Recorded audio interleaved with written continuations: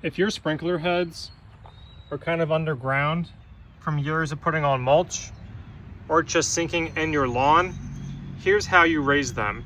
The tools you're gonna need is a small trowel and a bigger shovel, some gloves, a blade, and some risers here. First step that you want to do is actually dig out one of your sprinkler heads before you go on Amazon, Lowe's, or Home Depot and buy these sprinkler risers.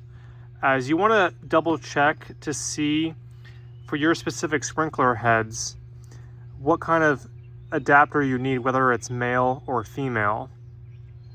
You also want to take notice before you unscrew any heads of the current orientation that they are in.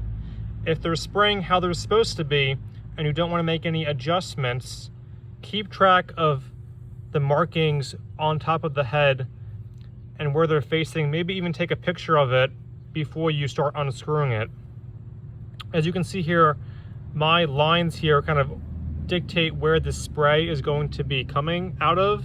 So if I just loosen this or didn't tighten it as exactly as much as it was before, then those lines could be facing the wrong way and it could be end up spraying a different direction than you want.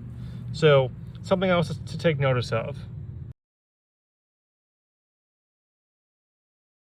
All right, and once you have that all dug out, you want to kind of compact the soil a little bit around the sides here and definitely get it all away from the very bottom here, because when you unscrew this, water may come out and then it's gonna take any loose soil down into the hole with it, which you don't want any of that in your lines. So all we're gonna do is just, with our hand, just untighten the entire spray assembly here. And then we can see our threads down there. And this is why you want to do at least one of these first before you go to the store and buy your risers. Because as you can see here, this is the first one I bought, which was actually the wrong one. This is a male to a male. And I actually need, for my Rainbird sprays, a female to a male. So the female will go down here on the male adapter, and then the male end of this will go into the female end of the spray assembly. Now we're going to take our blade and just cut off right down in here or here in between the threads to make it the exact kind of height or that we want it to be. So I'm going to cut off this one right here.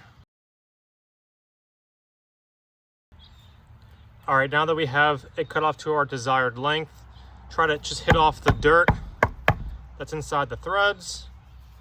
And then we're going to take our spray assembly and just thread this back inside here.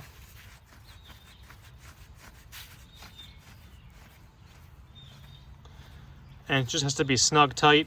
You don't need any kind of thread locker or any kind of like the plumber's tape or anything. None of that stuff is needed for these residential sprinklers. Just doing it snug, hand tight is fine.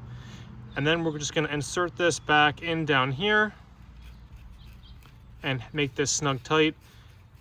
And these are 1/2 inch risers, which is what most residential sprinkler assemblies will be, 1/2 inch fittings. I'll link below on Amazon the two that I have here, whether you need a male to male or the female to male assembly. All right, and then once we get this snug, then all we have to do is just backfill with our dirt.